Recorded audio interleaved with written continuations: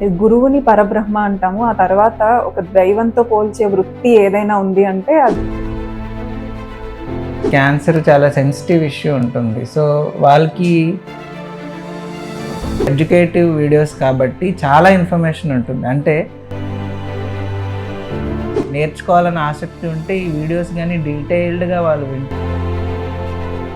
Family గుర్తుకు రాదు, ఏవి గుర్తుకు రాదు ఫ్రాంక్లీ. అది ఫస్ట్ మీరు మంచి మనుషులుగా అవ్వండి, తర్వాత డాక్టర్లు అవ్వండి.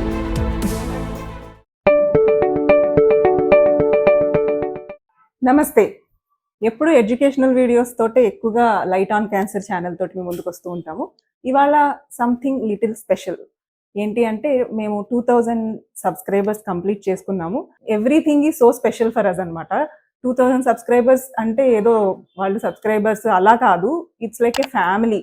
అండ్ వాళ్ళందరికీ ఇన్ఫర్మేషన్ వెళ్తోంది, చాలా మంది చూస్తున్నారు అన్నది మాకు ఇంకా ఇంకా ఎనర్జీని ఇస్తూ ఉంటుంది. ఇలాంటి మంచి ఇన్ఫర్మేషన్ తోటి మేము ముందుకు రావడానికి. సో ఇప్పటి వరకు ఎప్పుడు ఎడ్యుకేషనల్ వీడియోసే చేస్తూ వస్తున్నాం కదా మ్యాక్సిమం. ఇవాళ కొంచెం లిటిల్ బిట్ ఆన్ డాక్టర్ గారి సైడ్ చూపిద్దామని అనుకుంటున్నాను నేను. అంటే ఆయన తోటి ఈ 1.5-2 years జర్నీలో he became part of our family. He's more than a brother for me. So ఆయన ఫన్ సైడ్, ఆయన స్ట్రగుల్స్ ఇవన్నీ నేను చూస్తూ ఉంటాను. సో అవి కొంచెం మన వ్యూయర్స్కి కూడా ఇవాళ చూపిద్దాము, చెప్దాము. నమస్తే ప్రశోభ్ కుమార్ గారు. సో ఫస్ట్ ఆఫ్ ఆల్ ఎట్లా ఉంది మీకు 2000 సబ్స్క్రైబర్స్? మీరు పెద్ద దేనికి చెల్లించరు అనుకోండి. అంటే సబ్స్క్రైబర్ వ్యూవర్షిప్ దాని మీద నాకు అంత ఐడియా లేదు. సో ఈ 1.5 yearలో 2000 సబ్స్క్రైబర్స్ ఉన్నారంటే చాలా ఆనందంగా ఉంది. ఎందుకంటే నిజంగా వాళ్ళకి కావాల్సిన ఇన్ఫర్మేషన్ ఏదైతే ఉందో అది వాళ్ళకి రీచ్ అవుతుందని అనుకుంటున్నాను. చాలా మంది నుంచి పాజిటివ్ అవుట్పుట్స్ కూడా వస్తుంటాయి. అంటే నేను బిజీగా ఉండి నాతో డిస్కస్ చేయలేని చాలా క్వశ్చన్స్, అవన్నీ వాళ్ళకి ఆన్సర్స్ వాళ్ళు యూట్యూబ్లోనే చూసి వెతుక్కుంటున్నారు. ఆ తర్వాత మళ్ళీ ఆ ఫీడ్బ్యాక్లో చెప్పడం జరుగుతుంది. సో నిజంగానే బిజీ సర్జన్ కానీ లేకపోతే బిజీ డాక్టర్స్కి చాలా టైం మనం స్పెండ్ చేయలేకపోయినా యూట్యూబ్ ద్వారా వాళ్ళు తెలుసుకొని డౌట్స్ క్లారిఫై చేసుకోవడం వలన తర్వాత చాలామంది ఇందులో ఇన్ఫర్మేషన్స్, కొంతమంది ఏంటంటే ఈ ఎడ్యుకేటివ్ వీడియోస్ కాబట్టి చాలా ఇన్ఫర్మేషన్ ఉంటుంది. అంటే ఒక పరీక్షకు వెళ్ళాలంటే ఆ క్లారిటీ ముందే వచ్చేస్తుంది. సో ఇది ఎస్పెషల్లీ నాకు తెలిసి స్టూడెంట్స్ ఎవరైతే ఉంటున్నారో ఇప్పుడు బిఎస్సి నర్సింగ్ కానీ లేకపోతే వాళ్ళకి నిజంగానే చాలా యూజ్ అవుతుంది. ఒకవేళ వాళ్ళ నేటివ్ లాంగ్వేజ్లో కానీ దీన్ని అనుకున్నాను. కానీ వాళ్ళకి నేర్చుకోవాలని ఆసక్తి ఉంటే ఈ వీడియోస్ కానీ డీటెయిల్డ్గా వాళ్ళు వింటే మాత్రం చాలా మట్టుగా కాన్సెప్ట్స్ ముందుగానే వాళ్ళకి తెలిసిపోతాయి. నేను డాక్టర్ గారితో వీడియోలు చేసే జర్నీలో చాలా మెడికల్ నాలెడ్జ్ నాకే వచ్చేసింది. ఆ వీడియోలు ఎడిట్ చేస్తూ ఉండే ప్రాసెస్ లో నేను 4-5 times చూస్తాను కాబట్టి చాలా తెలిసిపోయి, అంటే నాకు తెలిసిన విషయం మిగిలిన వాళ్ళకి ఎప్పుడైనా క్వశ్చన్స్ అడుగుతున్నప్పుడు నాకు ఇది తెలుసు, అందరికీ తెలియదు అన్నమాట ఇది అనిపిస్తుంది. అలాగే కొంచెం వెనక్కి వెళ్దాము. మీ అంటే ఎందుకు ఈ ప్రొఫెషన్ చూస్ చేసుకున్నారు? అంటే చాలా మంది డాక్టర్ అవ్వో యాక్టర్ అయ్యాను అంటారు కదా. మీరు ఏదైనా అవుదాం అనుకుని డాక్టర్ అయ్యారా, లేకపోతే ఫస్ట్ నుంచి ఎట్ వాట్ ఏజ్ మీరు డాక్టర్ అవ్వాలని అనుకున్నారు? ఎందుకు అనిపించింది? అంటే నేను చిన్నప్పటి నుంచి ఫ్యాంటసీస్ ఉంటాయి కదా. నాన్నగారు ఆర్మీ కాబట్టి ఎక్కువ టైం ఆర్మీలోనే జాయిన్ అవ్వాలి. మీ నాన్నగారు ఆర్మీలో పనిచేశారు కాబట్టి ఎక్కువ చిన్నప్పుడు ఆలోచన అంతా బార్డర్ సెక్యూరిటీ, తర్వాత ఎప్పుడైనా దేశం గురించే పని చేయాలి, మళ్ళీ ఆర్మీకి వెళ్ళాలనే ఎక్కువ ఆలోచన ఉండేది. తర్వాత కొంచెం ఎదిగే టైంకి సరే ఆ సర్వీసెస్ కాకపోయినా ఐపీఎస్ లాంటి సర్వీసెస్కైనా వెళ్దాము అన్న థాట్ వచ్చింది. అలా కొంచెం 8th class ఆ టైంకి వచ్చేసరికి సైన్స్ రీసెర్చ్ మీద కొంచెం ఎక్కువ ఇంట్రెస్ట్ వచ్చింది. సో అప్పుడు అనుకున్నానంటే ఆ రెండు కాదు, సంథింగ్ రిలేటెడ్ టు సైన్సే వెళ్ళాలి, రిసెర్చ్. సో నేనేమనుకున్నాను, ఆక్స్ఫర్డ్ కానీ క్యాంబ్రిడ్జ్ యూనివర్సిటీస్లో especially on genetic engineering clonings మీద వెళ్దామని యాక్చువల్లీ ప్లాన్. సో 10th అయిన వెంటనే బయోటెక్నాలజీ చేయాలని యాక్చువల్లీ నా ప్లాన్. కానీ నాన్నగారు దీన్ని ఏమంటారు, ఆ బయోటెక్నాలజీకి వెళ్ళాలంటే బైపీసీఏ చదవాలి కాబట్టి బైపీసీ తీయడం జరిగింది. సో ఆ బైపీసీలో జాయిన్ అయిన తర్వాత నాకు తెలిసింది, అంటే ఎంబీబీఎస్ అన్న స్ట్రీమ్ ఒకటి ఉంటుంది, డాక్టర్ అవుతారు అంటే బాగా చదివితే డాక్టర్ అవుతారన్న విషయం ఈ బైపీసీలో ర్యాంక్ బట్టి అన్న విషయం అప్పుడు తెలిసింది. యాక్చువల్లీ నా థాట్ ప్రాసెస్ అంతా related to some genetic engineering, cloning వైపు, ఫ్యూచర్ రీసెర్చ్ దాంట్లోకి వెళ్ళాలి, మోర్ ఆఫ్ బయోటెక్నాలజీ థాటే ఉండేది. ఇలా ఒక హ్యూమన్, అంటే మా ఫ్యామిలీలో ఎవరు డాక్టర్స్ లేరు. సో చిన్నప్పుడు ఒకసారి ఫ్యాన్సీ డ్రెస్ కాంపిటీషన్ వేశాను డాక్టర్ది. సో కాకపోతే చాలా ఫన్నీ ఫ్యాన్సీ డ్రెస్ కాంపిటీషన్, అంటే మా ఫ్రెండ్స్తో ఫన్నీ నాటకం లాగా జరిగింది. దానికి ఫస్ట్ ప్రైజ్ వచ్చింది తప్పితే దానివల్ల పెద్ద ఇన్స్పిరేషన్ ఏమీ రాలేదు. అంటే ఆ ఫ్యాన్సీ డ్రెస్ వల్ల నేను డాక్టర్ అవ్వాలన్న ఈ ఇన్స్పిరేషన్ అయితే ఏమీ రాలేదు. ప్లస్ పబ్లిక్లో డాక్టర్కి రోల్ ఉంటుంది అన్న విషయం కూడా అంత అవగాహన లేదు. అంటే డాక్టర్ ఒక ఇంపార్టెన్స్ ఫ్యామిలీస్లో లేదు. సో ఎప్పుడైతే ఈ బైపీసీ జాయిన్ అయ్యాం, ర్యాంకులు బాగా వస్తున్నాయి, ఆబ్వియస్లీ అప్పుడు కౌన్సిలింగ్లో అనిపించింది, ఓకే రీసెర్చ్ అంటే బయోటెక్నాలజీయే కాదు, ఎంబీబీఎస్ అనేది కూడా ఒక life science, human life science, అందులో కూడా బోల్డ్ అంత రీసెర్చ్ చేయాలి, ఇవన్నీ సపోర్టివ్ ఉంటాయి. సో ఓకే ఈ ఫీల్డ్లోకి వెళ్ళిన తర్వాత మనం రీసెర్చ్ స్టార్ట్ చేసుకోవచ్చు అన్న ఉద్దేశంతోనే ఎంబీబీఎస్లో ఎంటర్ అవ్వడం జరిగింది. సో ఎంబీబీఎస్లో ఎంటర్ అయిన తర్వాత వచ్చిన మార్పులు అంటే it's more of human attachment. మన ఏదో ల్యాబ్లో కూర్చొని చేసేది కాదు, it's a emotional bonding between humans అని అనిపించింది అనమాట. So when we think about research అనుకున్నప్పుడు, సో హ్యూమన్ ప్రయారిటీస్ అంటే నేను అనుకున్న రీసెర్చ్ నిజంగానే మనుషుల మీద చేయాలా లేదా, సో దానికి everyday so everyday is an ఛాలెంజింగ్గా ఉంటుంది. అంటే every human being is different, every emotions are different, every disease is different. అన్ని రకాల మనకి ఎన్ని ప్రోటోకాల్స్, ప్రయారిటీస్ ఉన్నా డైలీ మనం చేసే ఏదైతే ఉంటున్నాయో ట్రీట్మెంట్ ప్రోటోకాల్స్ కానీ, మనం ఫేస్ చేసే ఇష్యూస్ కానీ, దాని ఒక రీసెర్చ్ మెథడాలజీ కన్నా మోర్ ఆఫ్ నేనైతే ఒక హ్యూమన్, అంటే కాలేజీలో అబ్దుల్ కలాం గారు వచ్చారు మాకు ఉస్మానియాలో. సో ఆయన స్టూడెంట్స్తో ఇంటరాక్షన్ అయినప్పుడు, ఆయన పెద్ద అయితే ఏమవ్వాలనుకుంటున్నారు, అంటే అందరు డాక్టర్స్ అవుతారు ఎంబీబీఎస్లో, కానీ ఏ డాక్టర్ అవ్వాలనుకుంటున్నారు అని అడిగితే చాలామంది స్పెషలైజేషన్స్ గురించి చెప్పారు. నేను ఆ స్పెషలిస్ట్ ఇస్తే ఆయన చెప్పిన ఉద్దేశం అంటే, first you have to become good human being. First మీరు మంచి మనుషులుగా అవ్వండి, తర్వాత డాక్టర్లు అవ్వండి, ఆ తర్వాత స్పెషలిస్టులు అవ్వండి. అంతేగాని cardiologist if you're not a good human being you cannot become a good doctor also. So అవి స్ట్రాంగ్గా అనిపించింది. అంటే the perception with the people, public, you have to first aim should be a humanity and human being, then comes everything else. So ఆ పాయింట్లోనే so whatever effort, అంటే నా patient ఇంటరాక్షన్స్తో నేను ఎప్పుడైనా అదే ఆలోచిస్తాను. నేను ఫస్ట్ డాక్టర్గా ఇప్పుడు ఫీల్ అవును.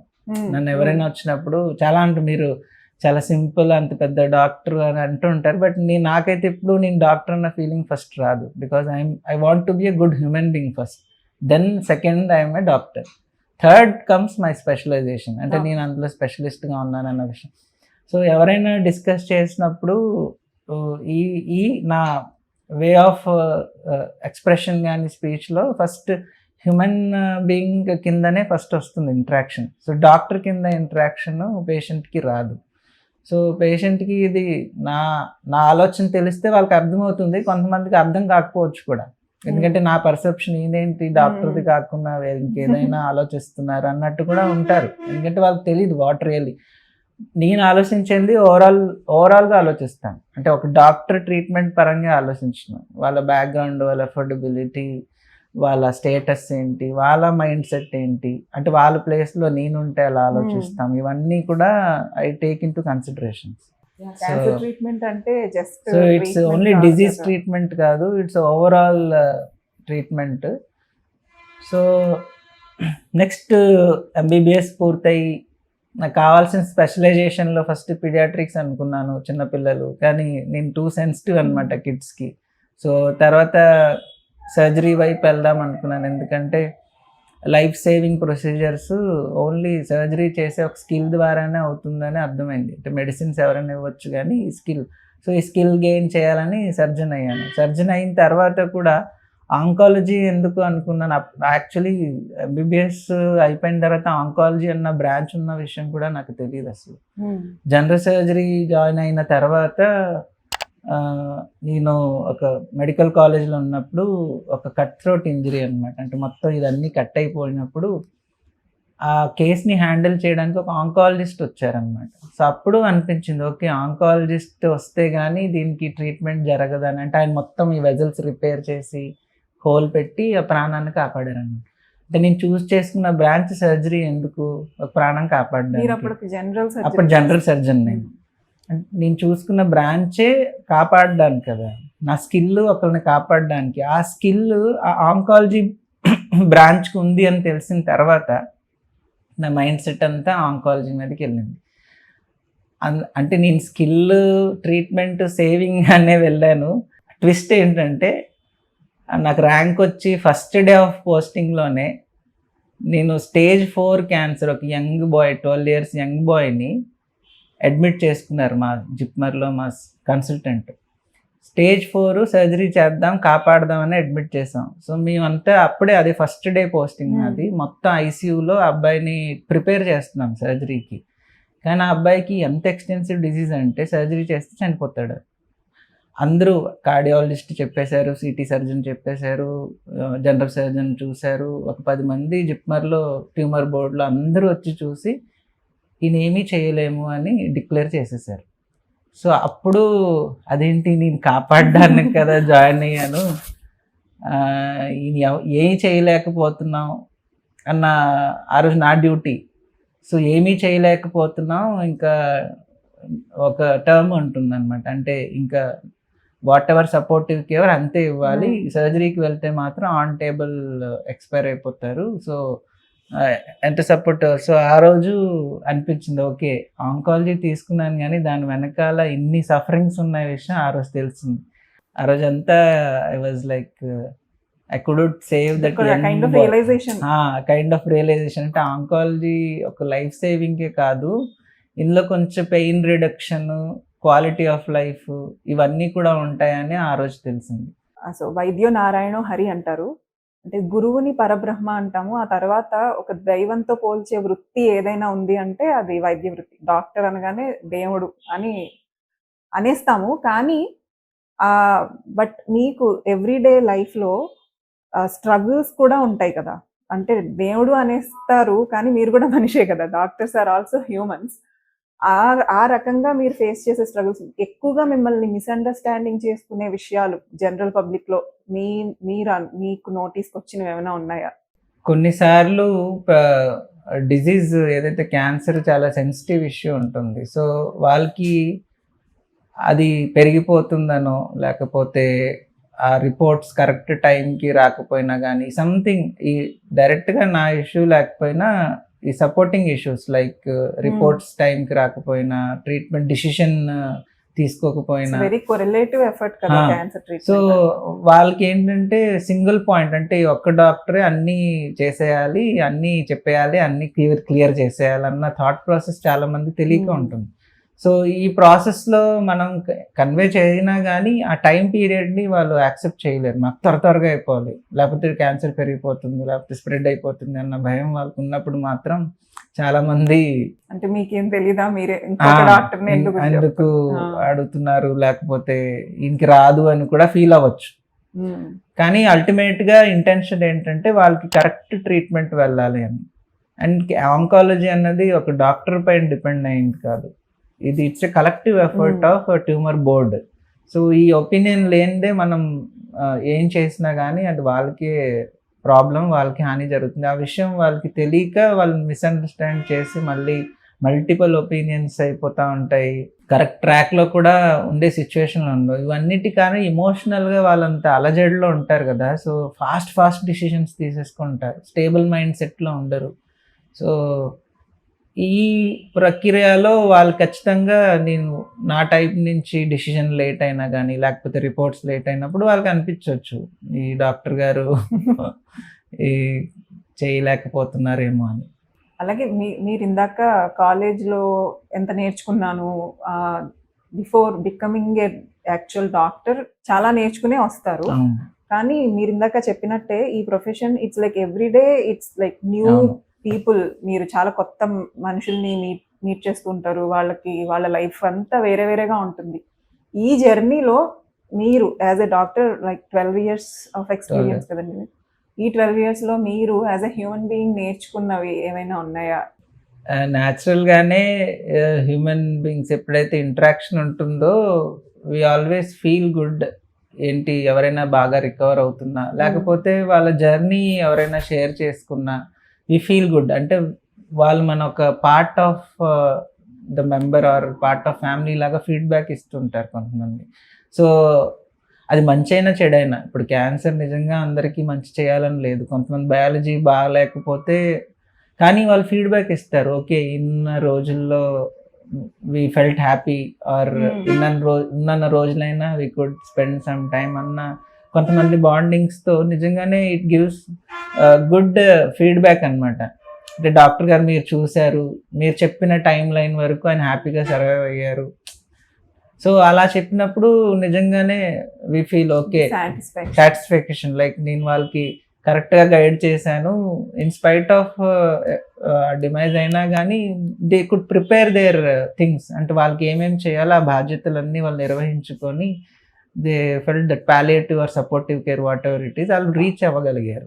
So in all these years అంటే ప్రతి వాళ్ళకి కొన్ని గ్రౌండ్ రూల్స్ పెట్టుకుంటారు వాళ్ళ లైఫ్లో. అంటే నేను ఇలా ఉండాలి, ఇలాగే ఉండాలి అని. కానీ లైఫ్ వెళ్తున్న కొద్దీ కొన్ని చేంజ్ అయిపోతూ ఉంటాయి. చేంజ్ చేసేసుకోవాల్సి వస్తుంది. Whatever we face in life వాటి వల్ల మారిపోతూ ఉంటారు మనుషులు. బట్ కొన్ని మాత్రం కోర్ ఉండిపోతాయి, మనం మారం అలాగా. అలా మీరు మీ పర్సనల్ రూల్స్ మీరు సెట్ చేసుకున్నవి ఇప్పటివరకు ఇన్ని ఇయర్స్ ఆఫ్ యువర్ జర్నీలో నేను అసలు మార్చుకోలేదు అన్న రూల్ ఏమైనా ఉందా?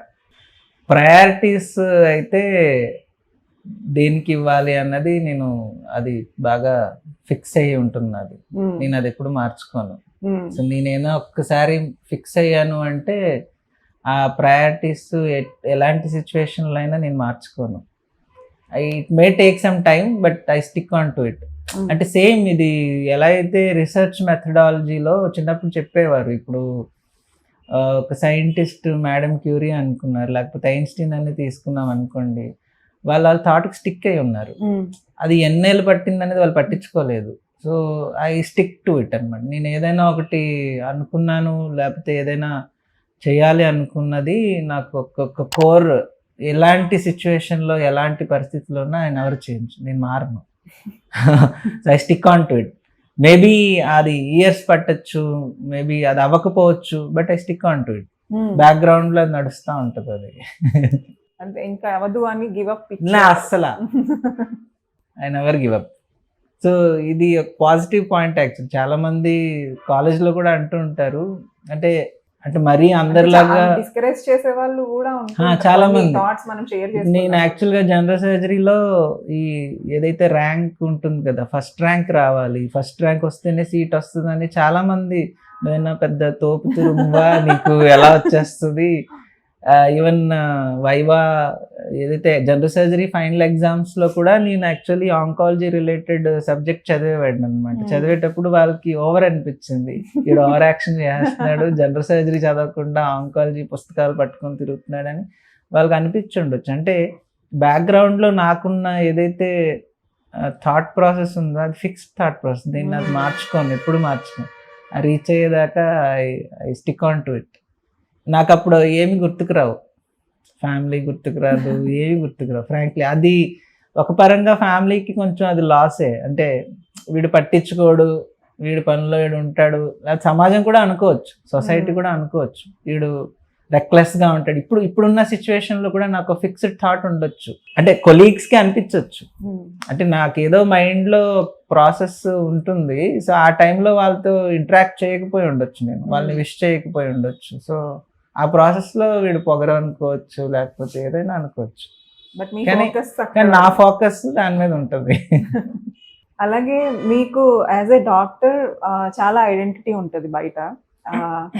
అంటే దానివల్ల కొంచెం మీరు ఇందాక యూస్ చేసిన వర్డే పొగరు రావచ్చు కూడా ఎవరికైనా సరే. బికాజ్ అందరూ వావ్ మీరు ఎంత గొప్ప డాక్టరో అన్నప్పుడు వస్తుంది కొంచెమైనా. కానీ ఏదో ఒకటి ఉంటుంది, ఒకటి మనల్ని గ్రౌండ్ మీద నిలబెట్టేది ఒకటి ఉంటుంది. అలా మిమ్మల్ని గ్రౌండెడ్గా ఉంచింది ఎవరు మీ లైఫ్లో? ఇప్పుడు దేవి గురించి చెప్పండి. గ్రౌండెడ్గా ఉండడానికి మెయిన్ కారణం మన రూట్సే. అంటే from where we're coming. Especially ఇండియాలో ఏంటంటే మన ఫ్యామిలీ సిస్టంలో అందరూ బాగా అంటే వీఆర్ నాట్ లైక్ ఎంపైర్స్ కదా, ఎంపైర్స్ ఫ్యామిలీస్ కాదు, వీఆర్ ఏ కాంట్రిబ్యూటరీ ఫ్యామిలీ. అంటే మనమే ఒక రాజుని ఎంచుకునే టైప్ ఆఫ్ ఫ్యామిలీస్. సో మనకు తెలుసు కష్ట సుఖాలు అన్నది తెలుసు అందరికీ. మేబీ ఎదిగే కొద్దీ సంపాదించుకొని ఉండొచ్చు కానీ ఆ రూట్స్ మళ్ళీ మనం ఎప్పుడైతే విలేజ్కి వెళ్ళి మళ్ళీ మన ఫ్యామిలీ మెంబర్స్ని చూస్తామో మనకు క్లారిటీ వచ్చేస్తుంది. అంటే మనం ఎక్కడి నుంచి వచ్చాము, ఇంకా ఏం చేయాలి, ఎంత చేయాలి అన్నది తెలిసిపోతూ ఉంటుంది. సో అది తెలుసుకున్నప్పుడు మనం ఏదైతే మెటీరియలిస్టిక్ వరల్డ్లో ఏదైతే ఆలోచిస్తున్నామో, అంటే ఇంత ఆస్తి కావాలి, లేకపోతే ఇంత లగ్జరీ కావాలి, ఇవన్నీ ఒక్కసారి మనం వెనక్కి వెళ్ళి చూస్తే ఆ లగ్జరీస్ నుంచి ఎవరు రాలేదు యాక్చువల్లీ, ఎస్పెషల్లీ ఇండియాలో. మేబీ అదర్ కంట్రీస్ నాకు తెలియదు. మన నిజంగానే పుట్టుకలతోనే అందరూ కార్లో వచ్చారా లేకపోతే బంగ్లాల్లో వచ్చారన్న విషయం నాకు తెలియదు. కానీ 99% అలా ఉండదు. అందరూ కష్టపడే పైకి వచ్చి వాళ్ళ తల్లిదండ్రులు సంపాదించి ఫార్మర్స్ అయి ఉండొచ్చు, వాళ్ళు ఫోర్ ఫాదర్స్ ఫార్మర్స్ అయి ఉండొచ్చు, అందరూ కష్టపడి పైకి వచ్చిన వాళ్ళే. ఆ తర్వాత ఈ మెటీరియలిస్టిక్ వరల్డ్ మీద అట్రాక్ట్ అయ్యి చేసుకున్న వాళ్ళే. సో ఆ మెటీరియలిస్టిక్ వరల్డ్ మీద ఆసక్తి అన్నది నాకు లేదు. First point. నాకు ఇప్పుడు కూడా నాకు ఉండాలి ఇది అని. అఫ్కోర్స్ టెంపరీగా షార్ట్ పీరియడ్లో ఆ టైం వరకు ఏదైనా పబ్లిక్ వెళ్ళే టైం వరకు కావాలనిపిస్తుంది, కానీ ఆ తర్వాత అవన్నీ వేస్ట్, దేనికి పనికిరావు అనే ఫీలింగ్ వస్తూ ఉంటుంది. సో మెయిన్ పాయింట్ అదనమాట, to being ground to earth అన్నది. ప్లస్ మనం సంపాదించేది కూడా దానికి ఒక రీజన్. అంటే మళ్ళీ సొసైటీ నుంచి మనం సంథింగ్ తీసుకుంటున్నాము. సో తీసుకొని అది నాకు సరిపడా నేను తీసుకుంటాను, అంటే నాకు కావాల్సిన బేసిక్ నీడ్స్. సో ఆ విషయంలో స్ట్రాంగ్ ఫ్యామిలీ సపోర్ట్. ఇప్పుడు దేవి ఉందనుకుంటే అన్ని నీడ్స్ చూసేసుకుంటుంది. నాకు తెలుసు దేవి. సో మా వైఫ్ అన్ని నీడ్స్ తనే చూసేసుకుంటుంది. సో నాకు ఎక్స్ట్రాగా బేసిక్ నీడ్స్ గురించి ఎప్పుడు ఆలోచన రాలేదు నాకు. సపోర్ట్ అనమాట. సో అందుకని ఈ మెటీరియలిస్టిక్ థింగ్స్ కానీ ఇవన్నీ నాకు ఎప్పుడు ఇంపార్టెంట్ కాదు. బేసిక్ నీడ్స్ కూడా ఫుల్ఫిల్ అయిపోతున్నాయి నాకు. అంటే యాక్చువల్లీ ఇది ఫస్ట్ ఎక్కడి నుంచి వస్తుందంటే స్వామి వివేకానంద గారి కొటేషన్లో ఆయన చెప్పింది ఏంటంటే, మనం మాతృదేవోభవ పితృదేవోభవ, ఆ తర్వాత ఆచార్య దేవోభవ అని చెప్తుంటాం. కానీ ఆయన చెప్పిన దాంట్లో ఏంటంటే ఇంకా 2 చెప్పారు ఆయన. దరిద్ర దేవోభవ అని చెప్పారు, రోగి దేవోభవ కూడా అని చెప్పారు. అంటే వాళ్ళకు కూడా దేవుడి స్వరూపం అని చెప్పారు. ఎందుకు చెప్పారు అని మళ్ళీ అనలైజ్ చేస్తే మనం ఏమనుకుంటా అంటే ఎప్పుడో పాపం చేస్తే కానీ దరిద్రం వచ్చింది అని అనుకుంటాం, కర్మఫలం అనుకుంటాం. కానీ దేవుడే ఆ దరిద్ర రూపంలో మనకు వస్తున్నాడు. సో మనం వాళ్ళకి ఎంత హెల్ప్ చేస్తే మనలో ఉన్న మంచి గుణం బయటపడుతుంది. సో నీకు ఒక అవకాశం ఇచ్చాడు సేవ చేయడానికి, ఒక పేదోడికి సేవ చేయడానికి నీకు ఇచ్చారు. సో అందరికీ దరిద్ర దేవోభవ అని ఆయన ఫస్ట్ చెప్పారు. ఆ 4వ టర్మ్ 5వ టర్మ్ ఏదైతే ఉందో రోగి దేవోభవ. ఎవరికైనా జబ్బు పడ్డారు అంటే వాడు ఏదో తప్పు చేసి జబ్బు వచ్చినట్టు కాదు. దేవుడు తోటి మనుషులకి ఒక ఛాన్స్ ఇస్తున్నాడు. అంటే ఆయన అనారోగ్యంగా ఉన్నప్పుడు నువ్వు ఎంత బాగా చూసుకుంటున్నావు అన్నది దేవుడే ఆ రూపంలో, ఒక డిజీజ్ రూపంలో వచ్చి మనల్ని ఒక పరీక్ష చేస్తున్నాడు అన్నమాట. సో అలాంటప్పుడు తోటి వాళ్ళ బిహేవియర్ ఎలా ఉంటుందో దాన్ని బట్టే వాళ్ళ ఫేట్ డిసైడ్ అవుతుంది. అంటే వాళ్ళ మోక్షం లభిస్తుందా లేదా అన్నది దేవుడు డిసైడ్ చేస్తున్నాడు. ఎలాగా? ఆ రోగం ఒక మనిషిలో పుట్టించి ఆ రోగం వచ్చినప్పుడు తోటి ఇంట్లో వాళ్ళు, అంటే ఇది డాక్టర్కే కాదు, ఇంట్లో వాళ్ళు ఆ రోగి పట్ల ఎలా పట్టించుకుంటున్నారు, నిజంగా కేర్ తీసుకుంటున్నారా లేదా, సమాజం కూడా ఆయన పట్ల ఏం ఆలోచిస్తుంది, ఎందుకు ఆ రోగం వచ్చాయన ఒక దేవుడి స్వరూపం, ఆ దేవుడి స్వరూపాన్ని ఎంత బాగా చూసుకోవాలి. డాక్టరే కాదు నేను చెప్పింది, ఇందులో అందరూ వస్తారు, సొసైటీ వస్తుంది, ఫ్యామిలీ మెంబర్స్ వస్తుంది, పాలసీ మేకర్స్ వస్తారు. సో ఒక రోగి కూడా దేవుడితో సమానం, ఆయన్ని బాగా చూసుకోవాలి. దాని బాధ్యత డాక్టర్కే కాదు, ఇంట్లో ఉన్న ఫ్యామిలీ మెంబర్స్కి, బయట ఉన్న సమాజానికి, పాలసీ మేకర్స్కి, డాక్టర్స్కి, సో అందరికీ ఇది వర్తిస్తుంది. సో ఆ టర్మ్ అన్నది నిజంగానే చేంజ్ చేసింది. నిజంగా అసలు వాడిని పేషెంట్లా కాదు, అసలు వాడిని అసలు దేవుడిలా మనం ట్రీట్ చేయాలి. ఎంత వీలైతే మనం ఇప్పుడు దేవుడిని అయితే మనం ఎంత ఇంపార్టెన్స్ ఇచ్చి ఆయన్ని చూసుకుంటామో, అలాగే ఒక రోగిని కూడా మనం అంత జాగ్రత్తగా చూసుకొని మనం కానీ వాళ్ళని ట్రీట్ చేస్తే అంత బాగుంటుంది అని ఆ కాన్సెప్ట్. ఇంకోటి ఏంటంటే మనకి ఇప్పుడు తెలివి ఇచ్చారు. చాలామంది తెలివితేటలతో అంటూ ఉంటారు సమాజంలో. అంటే ఇప్పుడు నా ఐక్యూ ఎక్కువ ఉంది నార్మల్గా, అది సీక్వెన్షియల్గా వచ్చి ఉండొచ్చు. కానీ చాలామంది ఇంటెలిజెంట్ పీపుల్ ఏమనుకుంటారంటే దీన్ని ఒక అడ్వాంటేజ్ కింద తీసుకుంటారు. అంటే తెలివి లేని వాళ్ళని ఎక్స్‌ప్లాయిట్, అంటే మనకి ఇప్పుడు చూసిన ఏదైతే ఇండస్ట్రియలైజేషన్ కానీ, ఈ వార్స్ కానీ, ఇవన్నీ అంటే ఆధిపత్యం. అంటే వాడికి ఐక్యూ ఎక్కువ ఉండడం వల్లనే వాడేంటి ఆధిపత్యం చెలాయించాలనుకుంటారు. సో కానీ అల్టిమేట్‌గా మనకి తెలివి ఎందుకు ఇచ్చారు దేవుడు అనేది తెలుసుకోవాలి. తెలివి ఎందుకు ఇచ్చారంటే తెలివి లేని వాళ్ళని నువ్వు చూసుకోవడానికి ఇచ్చారు తెలివి. నీకు బలం ఎందుకు ఇచ్చారు, బలం లేని వాళ్ళు చూసుకోవడానికే బలం ఇచ్చారు. అలాగే ఏదైనా నీకు డబ్బు ఇచ్చారంటే డబ్బు లేని వాళ్ళని చూసుకోవడానికి ఇచ్చారు. సో ఏదైనా మనకి నీకు ఒకటి కలుగుతుంది, ఒకటి ఇస్తున్నారు అంటే నువ్వు దాన్ని you have to take care. ఒక రాజు ఉన్నారు, సామ్రాజ్యాన్ని చూసుకోవడానికి బాధ్యత ఇచ్చారు కానీ ఆ భోగాన్ని అనుభవించడానికి కాదు, అంతే కదా. అలాగే నేను డాక్టర్ అయ్యానంటే రోగిని చూసుకోవడానికి, కానీ అదేదో డాక్టర్ వృత్తి నుంచి నేను ఏదో వాళ్ళ దగ్గర పిండేసి పీకేసి పెద్దోడిని అయిపోవడానికి కాదు. ఇది అన్ని ఫీల్డ్లో వస్తుంది. సో ఈ కాన్సెప్ట్ ఒక ఐఏఎస్ ఆఫీసర్ అవ్వచ్చు, ఒక ఐపీఎస్ ఆఫీసర్ అవ్వచ్చు, లేకపోతే పొలిటీషియన్ కావచ్చు. దేవుడు ఒక ఛాన్స్ ఇచ్చాడు. ఏంటి, నువ్వు ఒక అడ్మినిస్ట్రేటివ్ పదవిలో ఉన్నావు. God has given you chance to do a great thing to the society. Do it for the best, not for the personal need. అది అలాగే పొలిటీషియన్, సొసైటీని చూసుకోవడానికి నేను ఎమ్మెల్యే చేశారు. So you do the best, you give it everything. ఈ temporary things అంటే ఈ కొంతకాలంలో ఈ మెటీరియలిస్టిక్ వరల్డ్, ఈ కార్స్, ఇల్లులు, బంగ్లాస్ మీద ఏదైతే ఉంటాయో ఏవి శాశ్వతం కాదు. అది it will go with your life. ఎప్పుడైతే బాడీ వెళ్ళిపోతుందో ఈ ఏ మెటీరియల్ కూడా మనం తీసుకెళ్ళలేము. It won't carry with you. What carries is only the సొసైటీలో వచ్చిన చేంజ్, నువ్వు చేసిన మంచి పనే లాస్ట్కి కనిపిస్తుంది. సో ఇది అల్టిమేట్గా అన్ని రకంగా వర్తిస్తుంటుంది. సో మెయిన్ కాన్సెప్ట్ అందరిది మైండ్లో ఇదే ఉండాలి. అంటే డాక్టరే కాదు, ఇది ఓవరాల్గా సొసైటీకి కూడా ఏమైనా కానివ్వండి, ఏదైనా కానీ.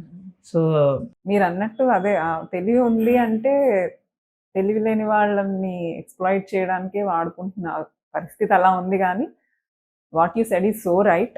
అలాగే ఇప్పుడు ఫ్యూచర్ జనరేషన్స్లో చిన్న పిల్లలకి కనుక ఇది మనం ఇన్కల్ట్ చేయగలిగితే ఈ thought, we can see a better world ఇప్పుడున్న వరల్డ్ కంటే. Thank you so much doctor గారు. నాకు మీతోటి మాట్లాడినప్పుడల్లా ఇలా ఒక ఫిలసాఫికల్ ఎన్లైట్మెంట్ లాంటిది వస్తూ ఉంటుంది. అందుకని కూడా I prefer talking to you so many times. తర్వాత లాస్ట్లో ఒక చిన్న సర్ప్రైజ్ కూడా ఉంటుంది మీకు. So back bone of doctor Prashobh Kumar గారు.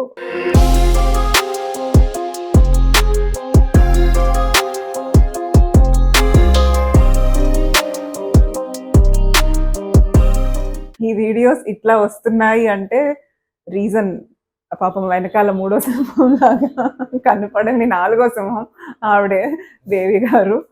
మమ్మల్ని ఇద్దరిని పాపం పుష్ చేసి చేయండి వీడియోస్ అని చేపిస్తూ ఉంటారు అనమాట. ఆయన ప్రొఫెషన్ అంత స్మూత్గా రన్ అవుతుంది అంటే ఆవిడ చాలా చాలా సాక్రిఫైజెస్ చేస్తే కానీ అవ్వదు. ఇందాక డాక్టర్ గారు చెప్పినట్టు బేసిక్ నీడ్స్ అన్నీ తనే చూసేసుకుంటుంది. ఆయనకి పర్సనల్ లైఫ్లో పెద్ద స్ట్రెస్ లేకుండా దేవి గారు అంతా మేనేజ్ చేస్తారు. కాబట్టి అంతమందికి హెల్ప్ చేయగలుగుతున్నారు. తన ఫోకస్ ఎక్కడ అటు ఇటు వెళ్ళిపోకుండా ఉండగలుగుతోంది. దేవి గారు, మీరు డాక్టర్ గారి గురించి ఏమైనా చెప్తారా? అంతా నేనే చూసుకుంటాను. ఆయన ప్రొఫెషన్ చాలా బిజీగా ఉంటుంది. అందుకని అంతా నేనే చూసుకుంటాను ఇంట్లో. మీరు అలా సపోర్ట్ చేస్తున్నారన్నమాట డాక్టర్ గారు. అవును. మీరు పాప మిస్ అవుతా ఉంటారు కదా, అయినా కూడా మీరు పాపకు కూడా అన్ని మీరే చూసుకుంటూ ఉంటారు కదా. ఇప్పుడు అశోక్ కుమార్ గారికి ఒక పాప ఉంది, తను 4th grade 5th grade చదువుతుంది, చిన్న పాప. సో ఫాదర్ చేయాల్సిన పనులు, రెస్పాన్సిబిలిటీస్ ఏవో చాలా ఉంటాయి. కానీ అవన్నీ కూడా దేవి గారు మాక్సిమం పేరెంట్ టీచర్ మీటింగ్స్ ఇలాంటి చిన్న చిన్న కూడా ఒక్కొక్కసారి ఆ టైంకి మీకు సర్జరీ ఉంటే వెళ్ళడం కుదరదు కదా. సో అలాంటి వాటన్నిటికీ కూడా ఎక్కడ మిస్ చేయకుండా దేవి గారే అన్ని చూసుకుంటా ఉంటారు. తనకి ఏం కావాలి, స్కూల్ నుంచి వచ్చిన తర్వాత స్కూల్కి ఏం కావాలి, ఇలాంటి ప్రతిదీ బోత్ మామ్ అండ్ డాడ్ చేయాల్సింది దేవి గారు. ఇవన్నీ చిన్న చిన్నవే అనిపిస్తాయి కానీ చేసే వాళ్ళకి అర్థమవుతుంది. So thank you so much again Devi garu for being there. ఆయనకి డైరెక్ట్ గా సపోర్ట్ ఇస్తూనే చాలా మందికి మీరు కనిపించరు, తెలియదు. ఇంట్లో అంటే డాక్టర్ అన్న తర్వాత ఇంట్లో ఆయనకు ఫ్యామిలీ ఉంటుందని పేషెంట్స్ కి గుర్తురాదు. పేషెంట్స్ ఎంతసేపు మా ప్రాబ్లమ్స్, ఆయన వచ్చి ఎప్పుడు వస్తారు, ఎలా సాల్వ్ అవుతాయి, ఇదే తప్పిస్తే ఆయన కూడా మనకిలాగే చాలా రెస్పాన్సిబిలిటీస్ ఉంటాయి కదా అన్న థాట్ గమ్ముని రాదు. వాళ్ళు ఉండే టెన్షన్స్ లో వాళ్ళకి రాదు. అది తప్పు పట్టడం ఏం కాదు, కానీ అది మీరు అర్థం చేసుకునే ఫ్యామిలీ ఉన్నప్పుడే ఆ డాక్టర్గా కొంచెం పీస్ఫుల్గా చేయగలుగుతారు కదా జాబ్. సో దానికోసం thank you so much. So that is what today's special episode అండి.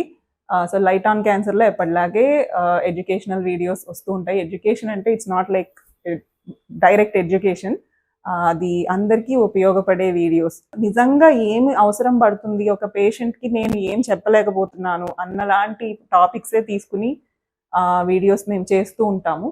So keep on watching. ఈ ఛానల్ని తప్పకుండా చూస్తూ ఉండండి, అలాగే సబ్స్క్రైబ్ చేసుకోండి. మీకు కావాల్సిన వాళ్ళందరికీ కూడా షేర్ చేయండి. Thank you so much. Thank you అండి.